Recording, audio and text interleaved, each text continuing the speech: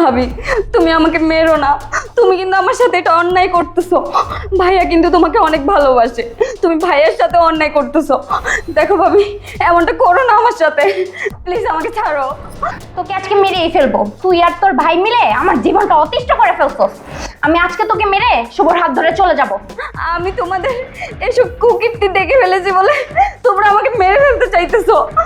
Please ভাবি, এমনটা করো না তুমি।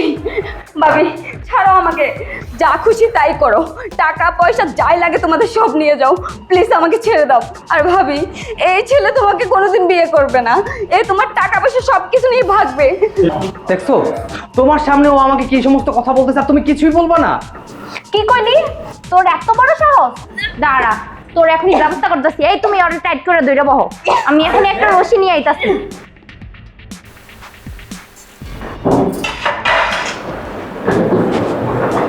সারপ্রাইজ!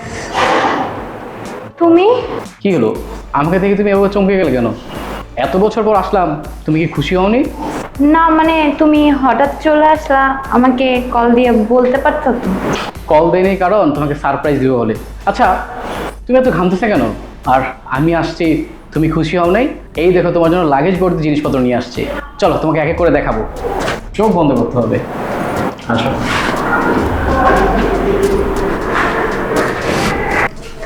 সারপ্রাইজ!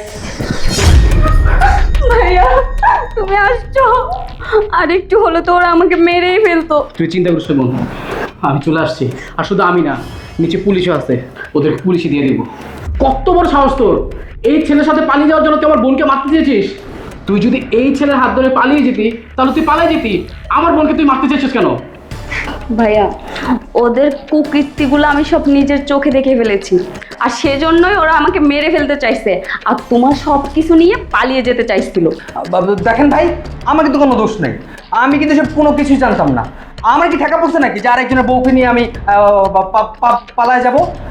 আসলেই ও আমাকে বললো যে ওকে একটা সাহায্য করতে হবে, তার জন্য আমি এখানে আসছি। আর আমি কি জানতাম নাকি যে ও আপনার বোনের সাথে এই ধরনের ব্যবহার করবে? তাহলে আমি জীবনে আসতাম না। তাহলে আমাকে কেন পুলিশের সাথে তুলে দেবেন? ছোট লোকের বাচ্চা, আমি কষ্ট করে বিদেশ থেকে টাকা কামায় পাঠাই, আর তুই সেই টাকা দিয়ে ফুর্তি করিস। তারপর এই ছেলের ঘর থেকে অন্য ছেলের কাছে যাবি না, তার কোনো গ্যারান্টি আছে? তোদের মতো মেয়েদেরকে ভালোবাসাই ভুল। তোর কি দেই নাই, তুই যখন যেটা চেয়েছিস সব কিছু তোরে দিয়েছি আমি। আমার ভুল হয়ে গেছে, আমাকে মাফ করে দাও। আমাকে ও ফুসলায় এইসব করাইছে।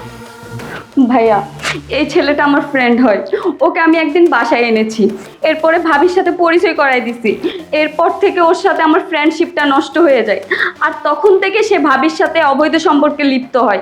আর যখন আমি ওদের এই কুকীর্তির কথা তোমাকে বলে দেওয়ার চেষ্টা করি, ওরা আমাকে মেরে ফেলার হুমকি দেয় সব সময়।